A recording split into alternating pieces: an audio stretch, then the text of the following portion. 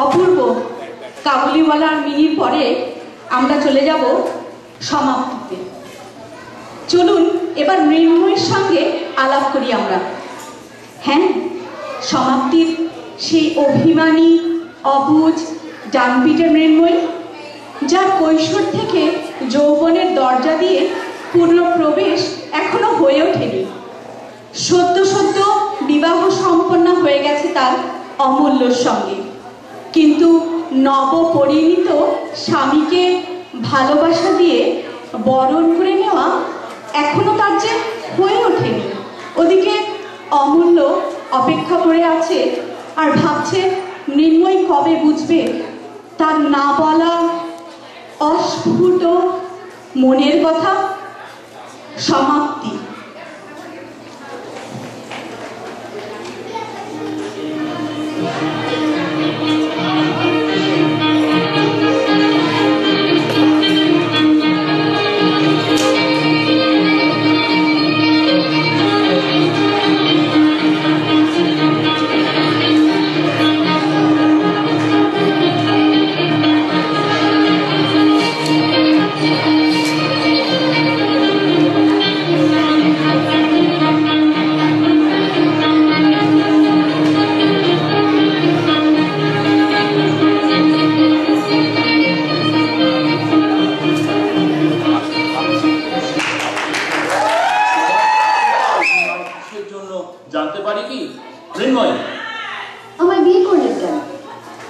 ইচ্ছা হলো তাই?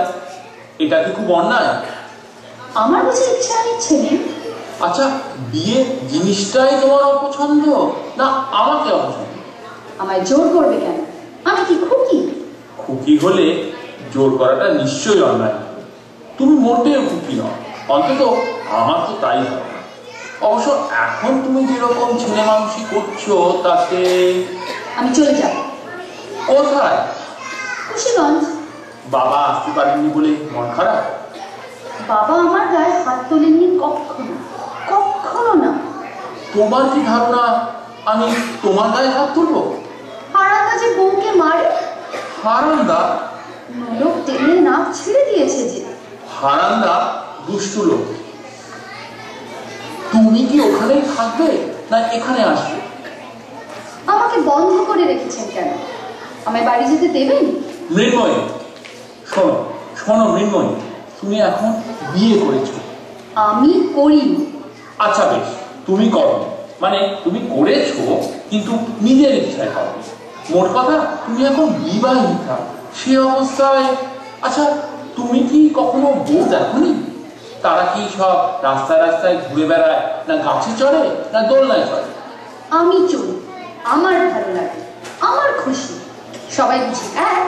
তা নয় মৃন্ময়ী, কিন্তু যেটা স্বাভাবিক, মানে যে বয়সে যেটা হওয়া উচিত, তাতে যদি তফাৎ হয় তাতে লোকে কি বলে জানো? পাগলি।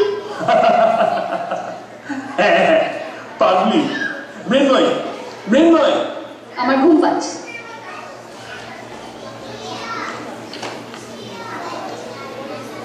মৃন্ময়ী, মৃন্ময়ী, কোথায় গেল?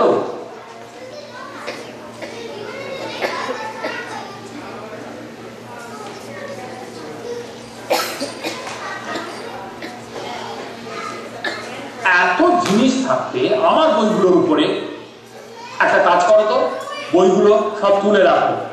আমার কথা শোনো মৃন্ময়ী। আর কি করবো? সারা রাত কোথায় ছিলে? রথতলায়। সারা রাত ওখানেই ছিলে? কোথায় ঘুমোলে? দোলনায়। মৃন্ময়ী, আমি কলকাতায় যাচ্ছি। ভয় নেই, তোমাকে রেখে যাব মার কাছে। তোমার মা, যদি প্রয়োজন হয় আমাকে চিঠি লিখো, আমি চলে আসবো। আর যদি আপনি না লিখে তুমি লেখো তাহলে আরও খুশি হবে।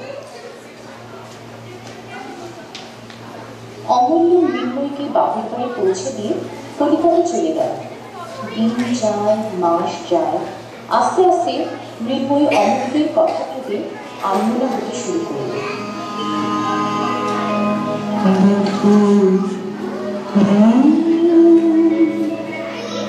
Oh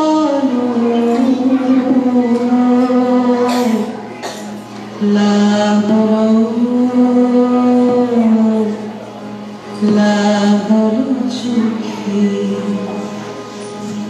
লাগলো চোখে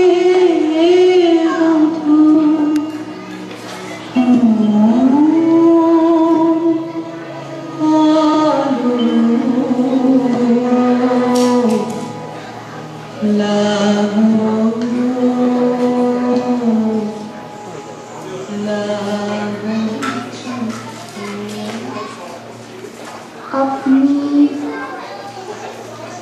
তুমি বাড়ি ফিরে এসো।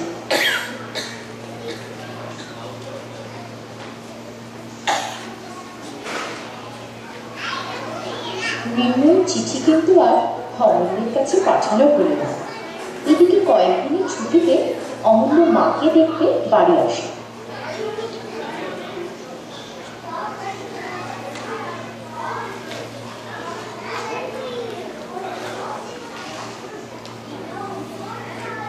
তুমি এখানে? আমার ইচ্ছে। কি করে এলে?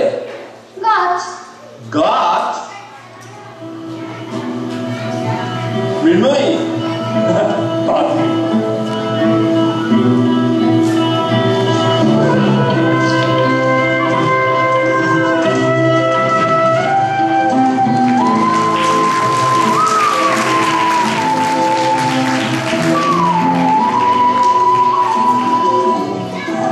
সত্যি সমাপ্তির মৃন্ময়ী আর অমূল্য আমাদের মন কেড়ে নিল। আচ্ছা বলুন তো আপনারা, চারুলতার শান্তির নীড় কি কারণে নষ্ট হয়ে গেল? তার স্বামী তো মানুষ ভালোই ছিলেন, মন উদার ছিল। হ্যাঁ, চারু নিঃসঙ্গ ছিল কিছুটা, তবে সেটা তো স্বামীর অনাদর থেকে নয়। তবু কোথাও যেন একটা ফাঁক থেকে গেল, যেটা বিরাট ভাবে পূর্ণ হলো যখন অমল এলো চারুর জীবনে। কিছু সংলাপ, কিছু লেখা, কিছু কবিতা, আর কিছুটা নিবিড় আলাপ, এই টুকরো টুকরো মুহূর্ত দিয়ে গেঁথে ফেললো এক নিবিড় বন্ধুত্ব, যার থেকে পরে জন্মালো প্রেম। বিদেশিনীকে কি শুধু দেশ দিয়েই চেনা যায়? চিনতে হয় তাকে অন্তর থেকে। অমল সেটা পেরেছিল, কিন্তু তার বেশি কিছু চারুর জন্যে করা তার পক্ষে সম্ভব ছিল না। মানসিক একাকিত্ব থেকে চারুকে মুক্ত করেও আবার সে বন্দি কারাগারে ফিরিয়ে দিতে হলো তাকে। চলুন দেখা যাক রবীন্দ্রনাথের কলমের দক্ষতা, চারুলতা।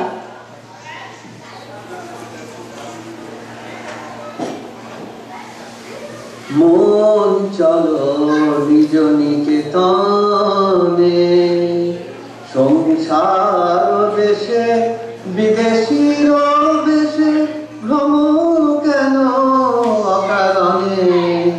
মন চলো নিজ নিকেতনে।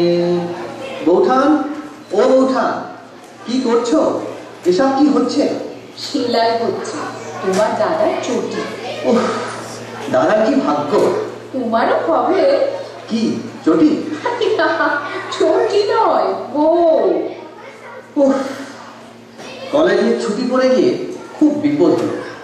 ক্লাস নেই, বন্ধু নেই, আড্ডা নেই, পরীক্ষা নেই, প্রফেসররা নেই, এমনকি প্রক্সিও নেই। সময়টা কাটে কি করে বলো তো? ও মা, তোমার নাকি কি সব লেখা টেখা, কাব্য, অপস্যার চাঁদ, পূর্ণিমার অন্ধকার, কি সব লেখা টেখা নিয়ে তোমার সেই স্বর্ণগ্রহ পত্রিকা নাকি বেরোবে? এইসব লেখাগুলো ঠিক মনের মতো হচ্ছে না। এই যে সংসারে এত রকম ঘটনা, ঘাত প্রতিঘাত, আমার লেখায় কেন সেগুলো ঠিক ঠিক ধরা হচ্ছে? তোমার লেখাগুলো তাহলে কি কাব্য নয়, পাক্কা দিকে? শুনোই যাক আমার লেখা।